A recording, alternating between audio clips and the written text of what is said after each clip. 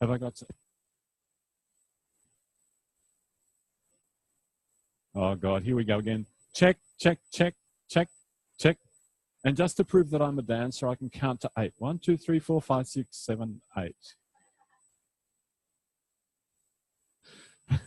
No, dancers don't count to 10. It's only an 8.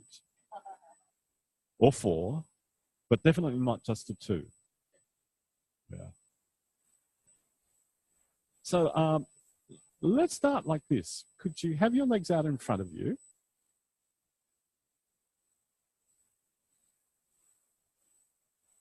And preferably so that you're oriented to the front of the room. And lean on your hands behind you. And sometimes I can be a real pedant with language. I mean, are you leaning on your hands or are you leaning on the floor? Which is it? Are you leaning on the floor through your hands? If I was to be a real pedant, I'd say it's the latter. And what's the sensation of leaning? What does it feel like to lean onto the floor with the hands? Can you identify what that sensation is?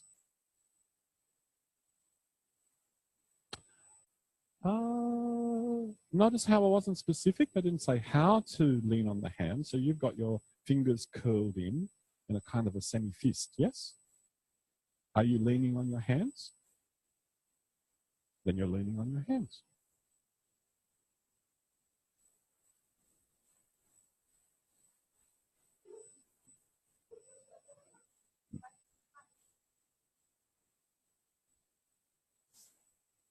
So don't complicate it.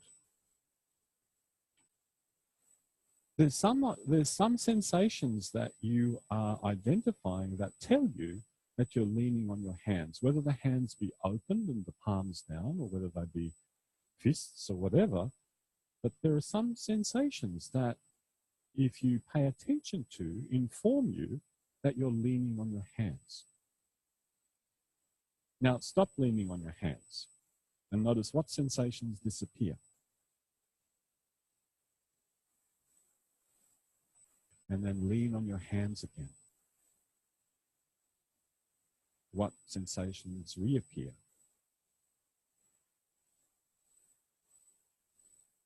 Are you really leaning on your hands?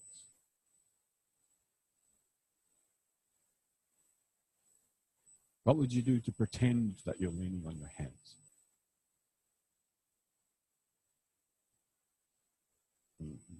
How you organize yourself to lean. Yeah. Now, let's take it a little step further. How much pressure do you feel between your hands and the floor?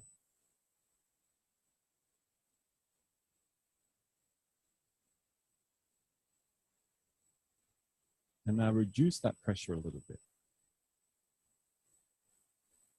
And now go back to where you were a moment ago. And then ask yourself, is it possible to have a little bit more pressure? Contact with more pressure. And then reduce it a little bit. And could you play with that idea just for a little while? More pressure, less pressure, with one stipulation: don't lift your pelvis from the floor. Because if you really wanted to have a lot of pressure, you'd lift your pelvis in the air and then your hands would be like pressing the floor mega tight, right? Or a handstand, wow. So leave your pelvis on the floor, please.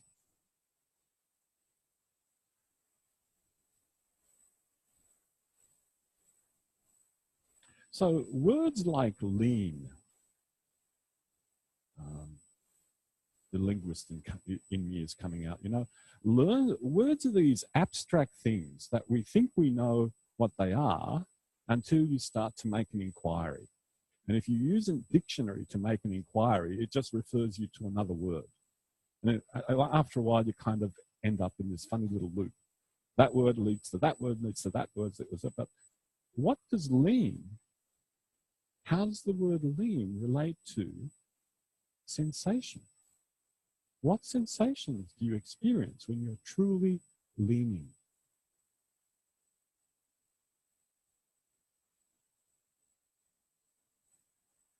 So I've used the word real once, and I've used the word truly once. Stay leaning on your hands and lower your head.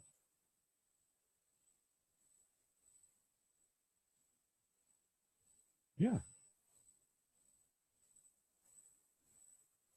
And sometimes to get clear about what a particular word means takes a bit of experimentation.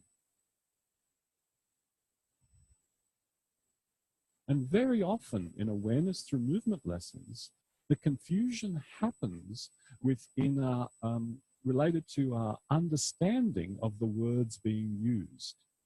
That's sometimes the difficulties arise because of that.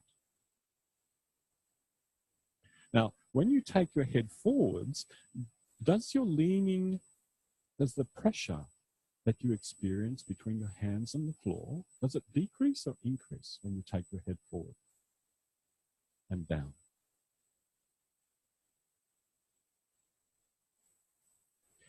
And here's my suggestion. If you feel the pressure decreasing,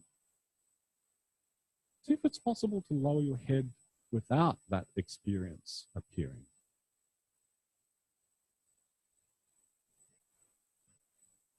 That's it. So I could use the idea now that you remain grounded through your arms, through your hands into the floor. So not only is your bottom supporting you and your legs supporting you, now your hands are also supporting you.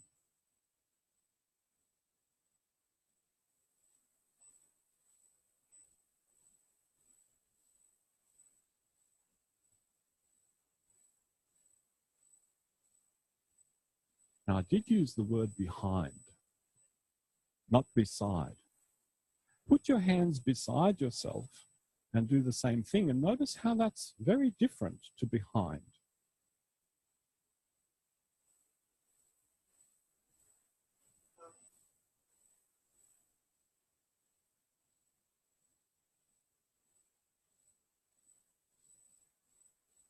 And now take the hands and put them behind.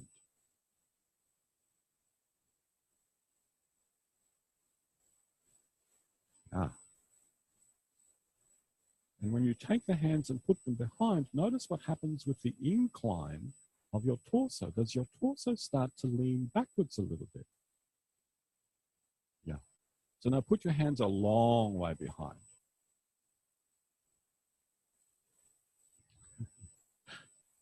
And now notice how much pressure there is between the hands and the floor.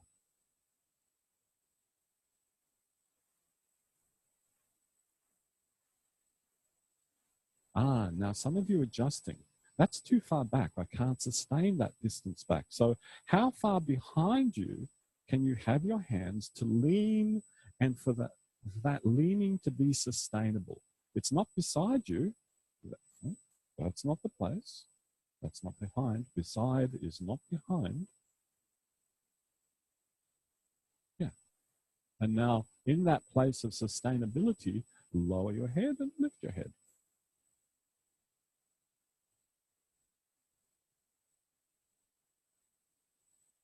Yeah.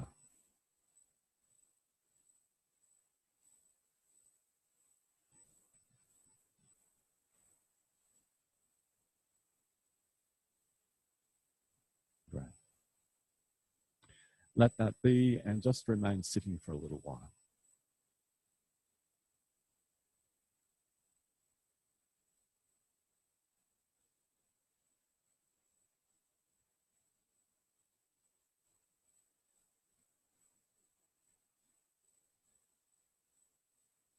Okay.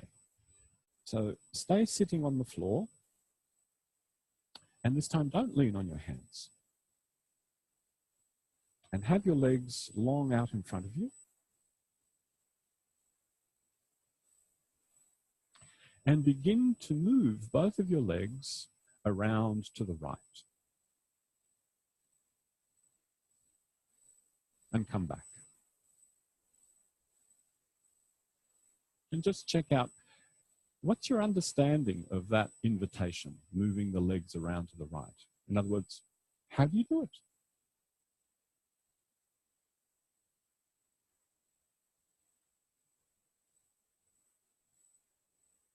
Just notice how you do it.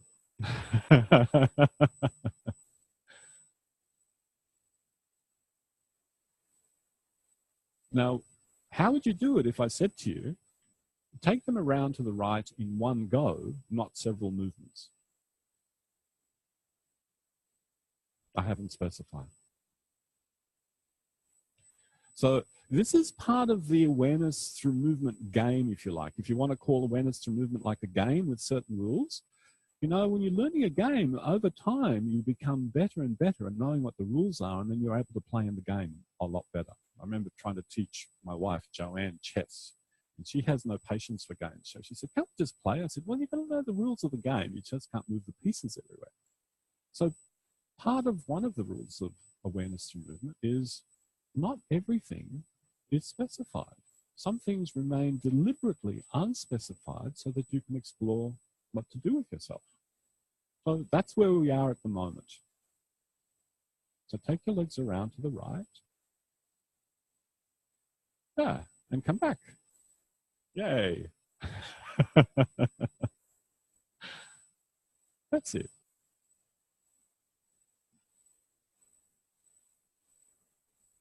And think that you want to take that right leg and put it behind yourself.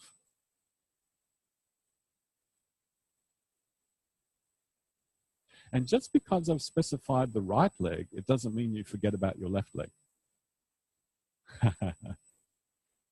Yeah, all of yourself. So that's also part of the game. Parts of the self are specified, but then you're invited to remember all of yourself.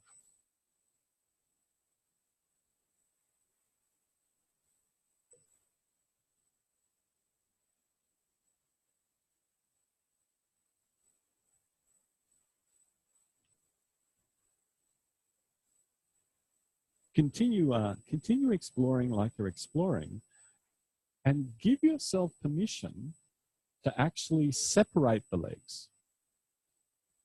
For the right leg to go away from the left leg, and for the left leg to actually catch up.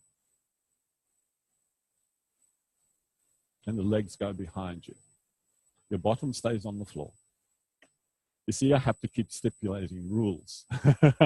Yeah, because that's what kids do, right? They make up a game and they go, oh, and there's this rule too, and then there's this next rule, and then there's this next rule, and suddenly you've got this whole game going. So that's what I'm playing it by ear. Yeah, good. That's it. And what I've seen in the room a little bit, some of you are actually starting to spin. You take that right leg backwards, the left leg follows, and you kind of make a little spin.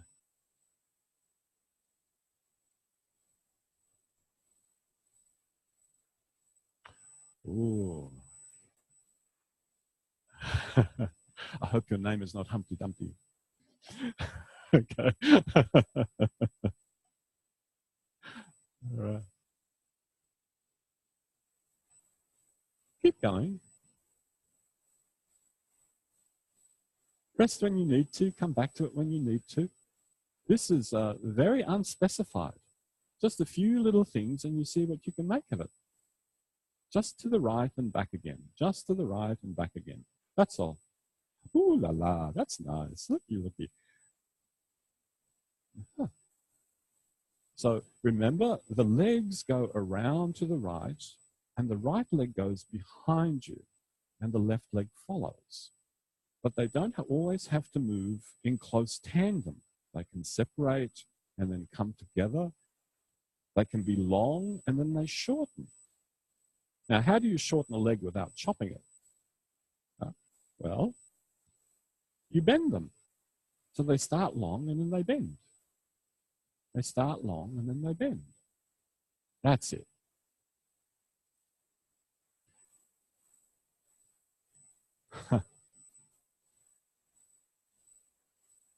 Oh, yeah. So let's have a look. Can we watch you for a little while? Yeah, okay, off you go. Yo, good. Nice. Thank you. Go back. Off you go.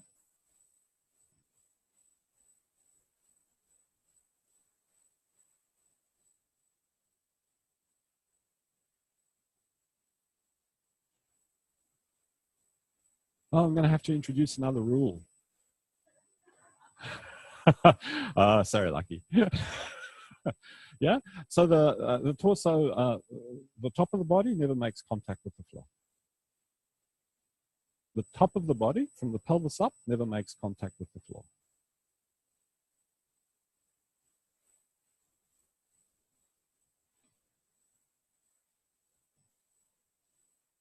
That's it.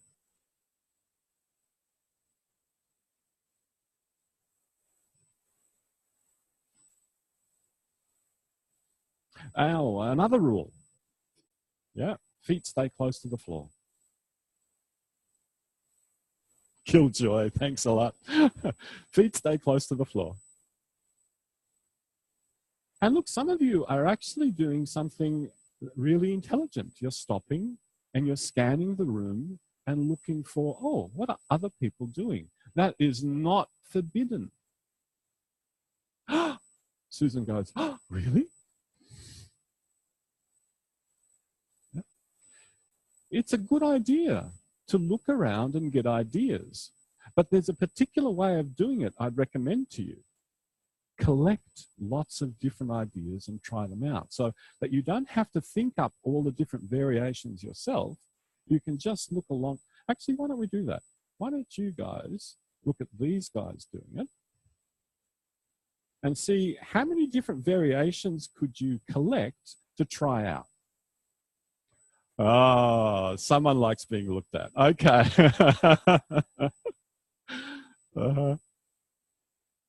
Now remember that at one moment, the feet actually go behind you.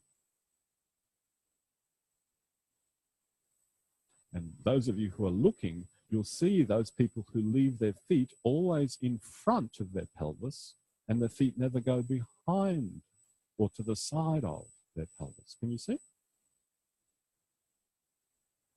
Yeah. Or now you feel inhibited because I'm... Okay, so now you can panic and you don't have to shrink. And you don't have to shrink. So what's the invitation? The invitation is to take both feet around to the right so that the right leg ends up behind you. And you don't have to keep the feet together. One leg can go first, the other leg can follow. That's it. See? Where'd that confusion go, Anna? Where'd that confusion go? Yeah. Yeah. That's it. So can you see the variety of different ways that people do this?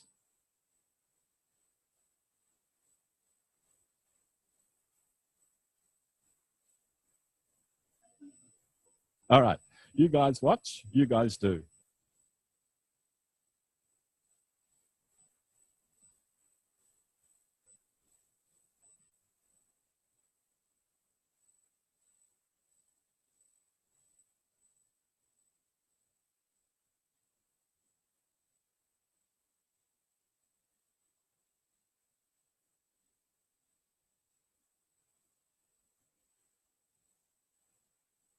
So get used to this, because when you become ATM teachers, this is what you're going to see.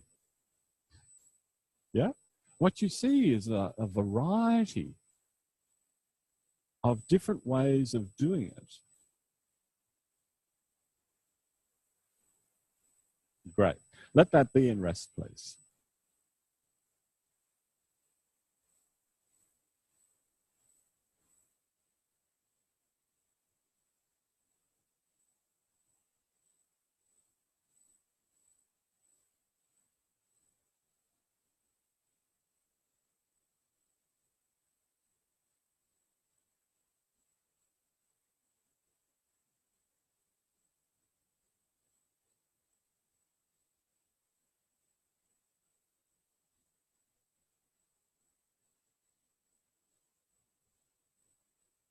So when we're growing up as children, it's not like we don't have visual models to copy. I mean, around us, our parents are walking, and if we have siblings, our siblings are walking or crawling. Especially if two children are born within, 1 year of each other. Do you think they don't have a visual model? Of course they do.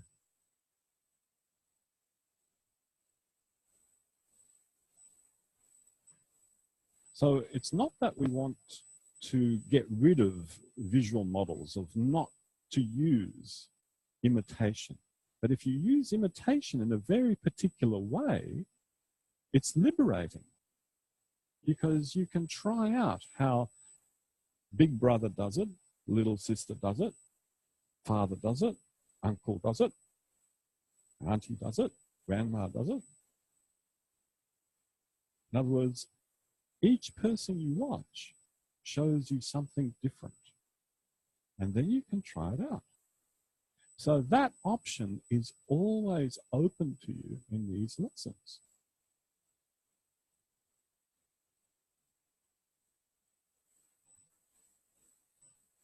Please come up to sitting again.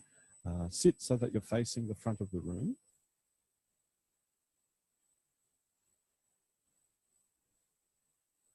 Have your legs out in front of you. Have them slightly apart to start with. And now take that left hand and put it on the floor so that you can lean on the floor somewhere to your left. And come back again. Just do that. Take that left hand out to the left, which might not necessarily be behind you, right? It's out to the left. A different direction this time, not behind, out to the left. And as you put that hand on the floor out to the left, pay attention. Which buttock do you end up leaning on? There's that word lean again, and I don't mean thin. Yeah? Lean. The contact between the buttock and the floor. Can you feel where the pressure goes?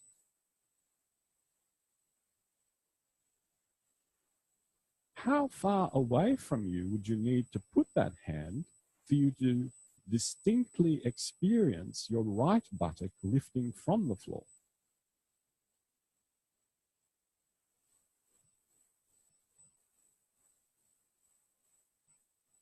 Now, there's a couple of ways of doing this. One, you could just throw the arm out there and just dump yourself, dump.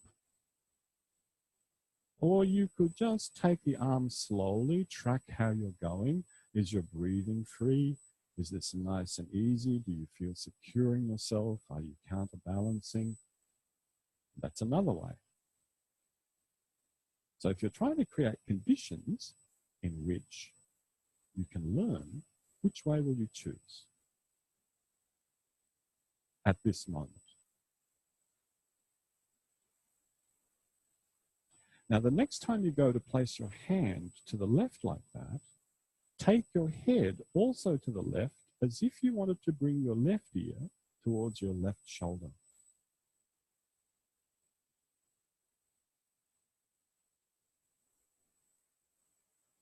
That's it. And now, notice what the heels are doing on the floor. Notice how the heels roll. Yes, I can see the toes. And the toes point more and more and more to your left. If you have your eyes open, look. Can you see how the toes start to? Yeah, there we go. Now, how could you use these three things, the hand leaning on the floor, the head tilting to the left, and the legs kind of rolling? You take your legs around to the right so that the right leg can go behind you, and you can do just a tiny, tiny, tiny little spin.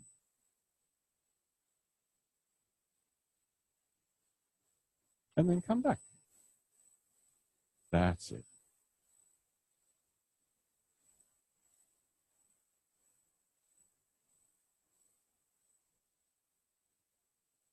Ah, and some of you are finding you don't even have to put your feet on the floor when you go around, right? Right? Yeah.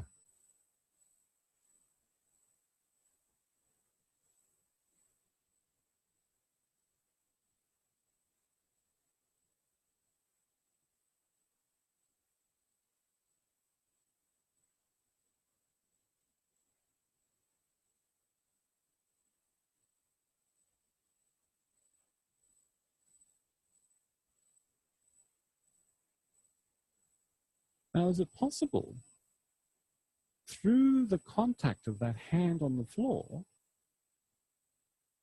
to give you a little, to give yourself a little bit of a oomph, a little bit of a momentum, a little bit of a push?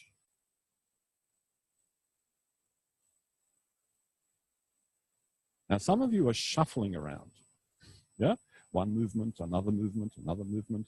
No, just one single movement, around to the right and come back. Oh, there's a bit of oomph. Yeah, yeah, cool. Sorry. I just was really impressed with, wow. Okay. Yep. Yeah. You'll be doing it to the left later. Yeah, that's not around to the right. Well, that's an interesting option because your heels are going around to the right, but your knees are going to the left. So remember the first instruction, take your legs around to the right. Yeah, but you've got a differentiated idea here. So don't get clever. Just, yeah, but that's a good question.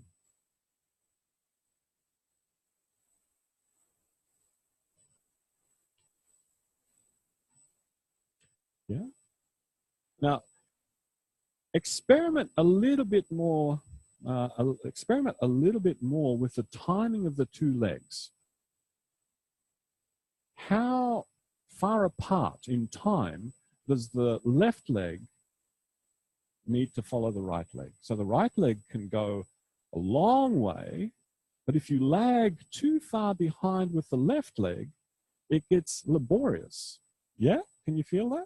So why don't you deliberately experiment with that? Leave the left leg behind for too long and feel what happens. Right. Okay, collapse.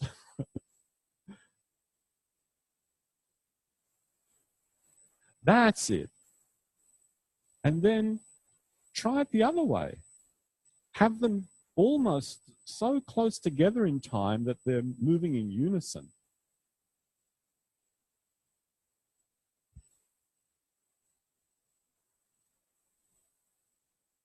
Just to the is there trouble? Just to the right. Just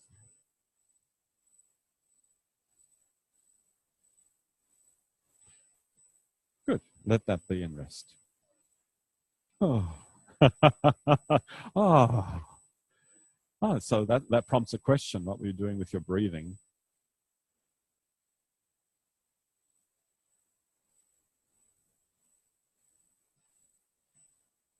So, over the last couple of days, we've been doing work with the flexors, and then we've been doing work with the extensors.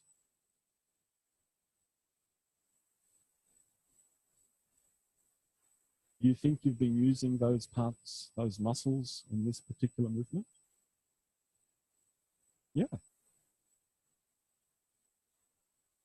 And like all human movements, the trick is to get the coordination just right so that the movement feels light and easy to do.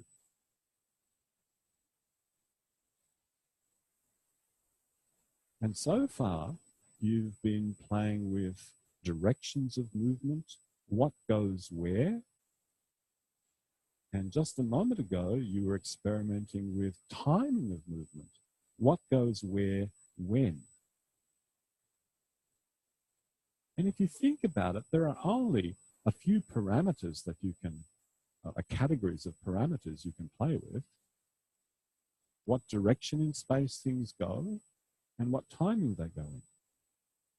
And then there's a third parameter, what parts of yourself you move. Okay? So the way you organize the movement, what parts of yourself you move, when things move, and in which direction things move. And those things that I'm referring to are parts of yourself and the whole of yourself.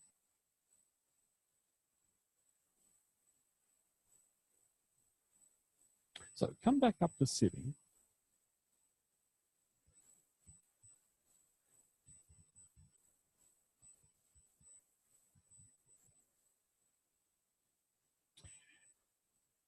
And notice how, when you sit with your legs out in front of you, how high is the top of your head from the floor? Yeah? How high is that? And when you lean with your hand to the left and start to pick up your legs to take them around, what happens to the height of your head from the floor?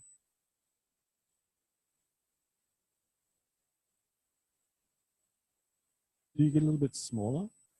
Yeah. Do you think you're flexing? You get taller. Okay. So let's see what happens. As you take your hand out to the left and start to pick up the legs, get taller. What happens to your ability to pick up the legs? And then try the opposite. As you go out to the left and you want to pick up the legs, what happens if you get smaller, which means you flex yourself a little bit? Now you're better able to pick up the legs. And then notice when you take the legs behind and the legs get bent, do you get taller again? So what's this business of taller, smaller? You're looking at how parts of yourself are related to each other, and you're looking at where your head is in space at any moment. Yeah.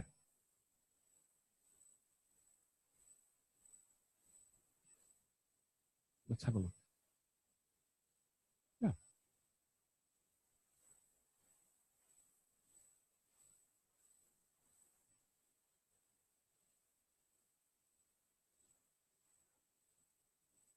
So if you, yeah, good. So now if you pay attention to the distance from the shoulders to the front of the hips, what happens?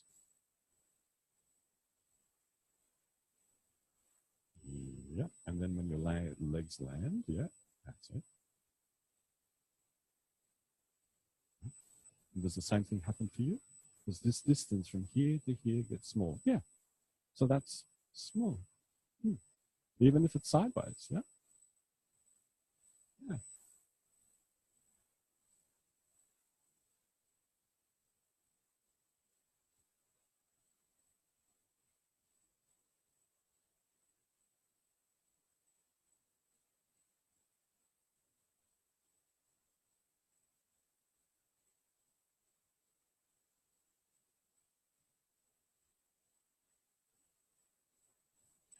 Are you getting dizzy? Yeah? Okay. So lie down a little bit. Just lie down a little bit.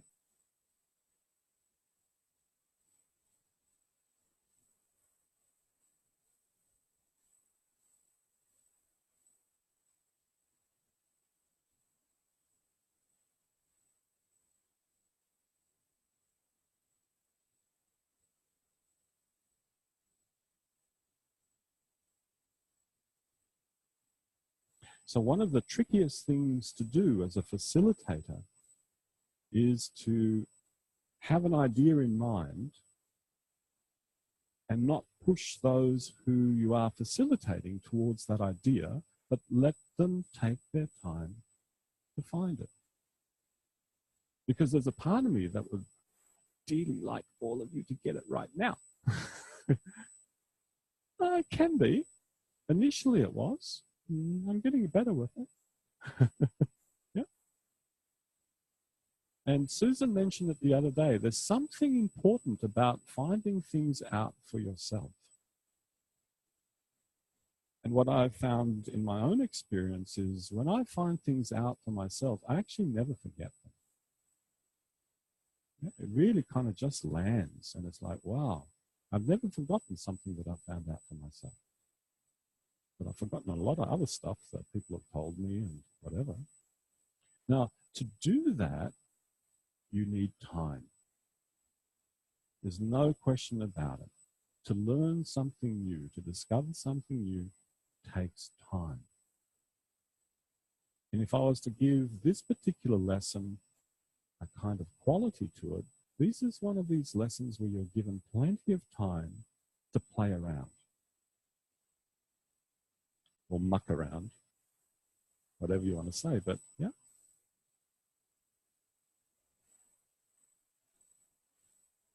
So as you're lying there, think about, what were you doing with your eyes when you were taking the legs around to your right and spinning?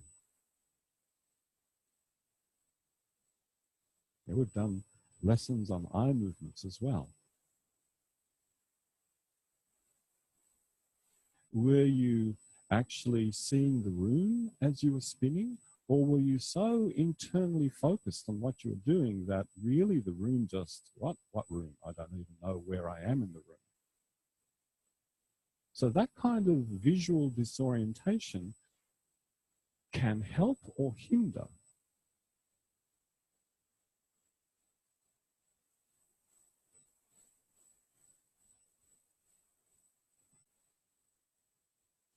And each of you have different capacities, different abilities, different movement abilities. And of course, what I'm about to say now, you'll have to interpret for yourself. And that is, the more you take your head off to the side and not upright, the harder it is to actually scan the world. Doesn't mean you can't learn to do it, it's more tricky. So then there's this balance between not being too upright and spinning, but not being too sideways and spinning, and finding just the right balance where you can use your eyes, see the world, use your head, see the world, and know where you are moment by moment. So with that little speech, come back up to sitting.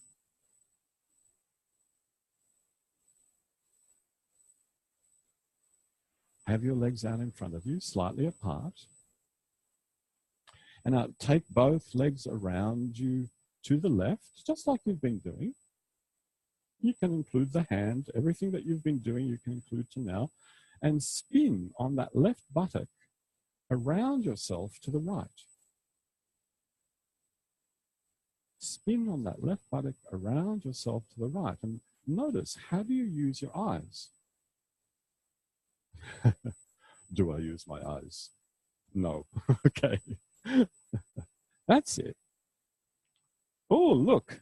Nearly 270 degrees. There we go. Yeah.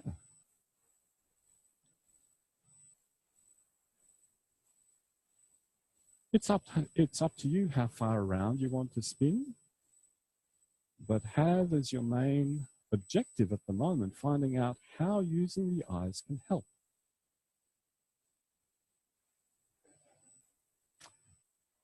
What happened there? Was there a little bit of a bump?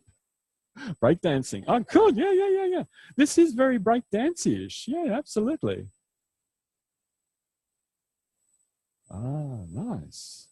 And you see, some of you are doing it in such a way that if I asked you to stop, you could. Yeah, look here, look. Can you see the, do that again, you're doing it really nicely, please.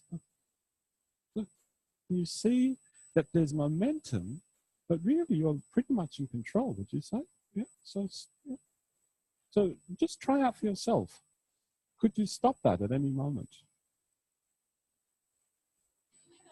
Oh, I won't look. Okay, sorry. Yeah. There, you see, you could.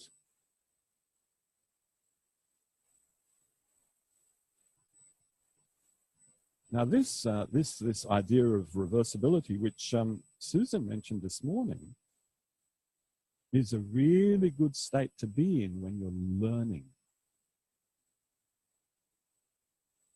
Because everything is then intentional and you can track.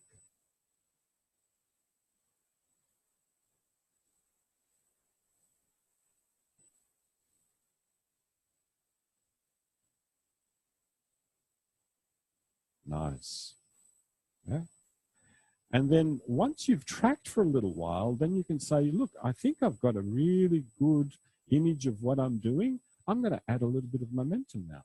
And then you can give up reversibility. So can you see, when you want to know a little bit more, you go reversible, and then you use what you know and you add momentum. And I guess what I'm saying is I'm giving you guideposts for playing. Yeah. There's art to play, exactly. Oh, wow.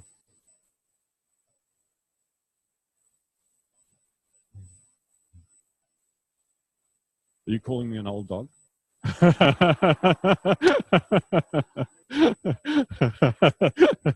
Oh, okay. Okay, puppies, off you go. That's nice, Lucky. Cool. Yeah, yeah. So the legs start out in front, and then they kind of bend. Now, you've all watched ice skaters. You've all watched people that spin, yeah? And you know that when people want to spin fast, what do? They bring everything into the middle, yeah? And when they want to slow it down, what do? Yeah? So some of you are spontaneously doing that without even knowing the mechanical principle behind it. So you start with your legs long, and then you bend them. Yay. All right, go for it. Find how far around can you spin.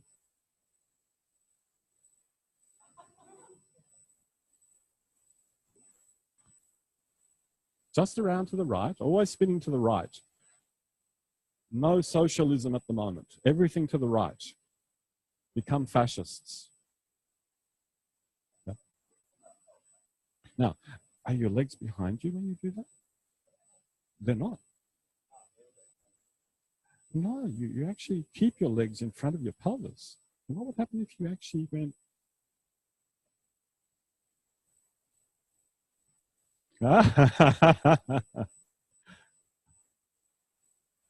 Now, have you considered using even your arms to give you momentum?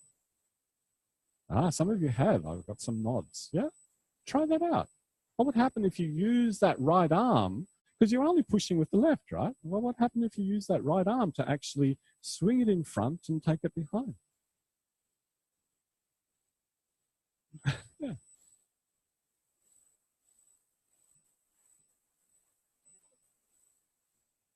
Yeah, you just take it easy. Yeah, take it easy.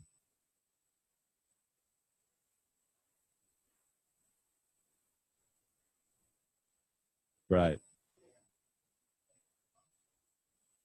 Oh, some of you turning into socialists and going around to the left. No, no. Stop and rest, please.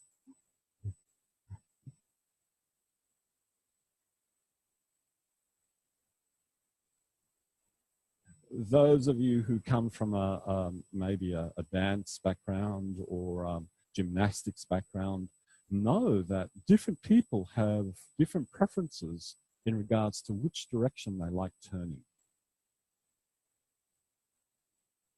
And I remember some discussions, like, you know, maybe over in the Soviet Union, they taught their dancers to turn to the left better. But I know my preference was always turning to the left. I was much better turning to the left. Anything turning to the right was never very good. But at that stage, I didn't know very much about how we organize ourselves to turn and all of that.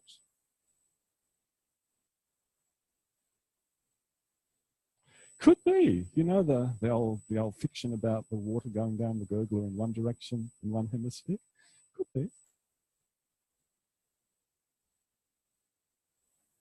So as you're lying there, could you please imagine doing that spin? Yeah. And the beautiful thing about imagination is that you can simulate a spin that feels beautiful for yourself, that feels nice to do. And because you've had a look at some people and you've experienced some things, you have material to play with in your simulation. So there's something about the legs starting long and then going around to the right and bending. So from a long lever to a short lever. There's something about just leaning on that left buttock, spinning on that left buttock. There's something about leaning on that left hand and then just using that purchase to give you some spin. There's something about seeing the room as you go around. Something about not leaning too much to the side, but also not being too upright. There's something about when you lift the legs long that you just ever so slightly flex. And then as you bring the legs to the side and you spin around and you land, oh, you become upright again. There's something about your breathing. And maybe, most importantly of all, there's something about your attitude. That when you're doing simulations like this, you can do them in such a way that your attitude is a curious one. Let's run that simulation again. I wonder if I could do it a little more nicely in my mind.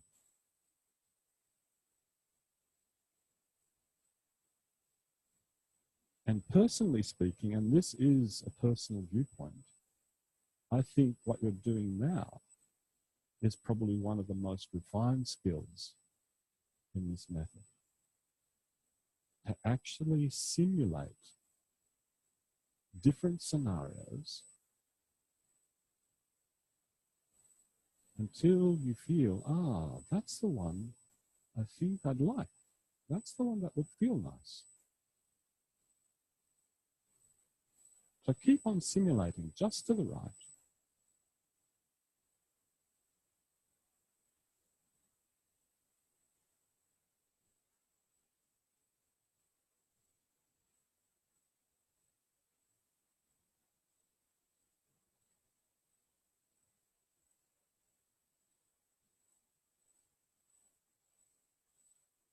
And because I said this is a skill, some of you might be excellent in that skill right now. It's something that you already have. And for some of you, it's a skill that you will acquire.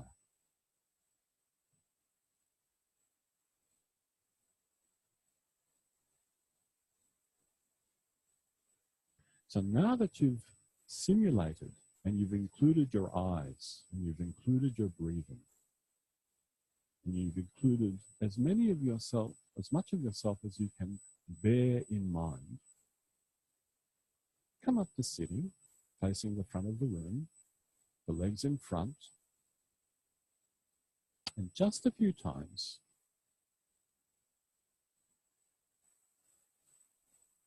actualize what you were simulating.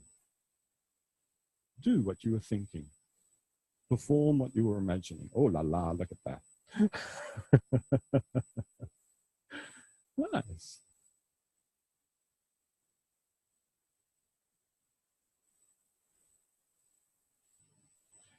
Another option would be, if you're already tired and you've had enough, you could look around the room and see if you can see someone doing what you were imagining. You imagine this? Okay.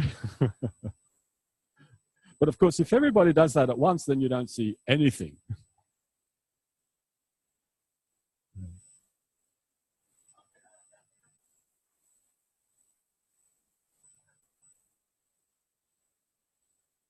Wow, that looks very smooth, right? Nice. That's reversible. What you're doing is reversible, totally reversible.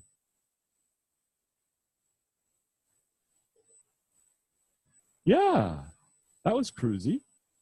It was, wasn't it? Very cruisy, just woo. If only you had a long dress on, you could just let it cruise around with you.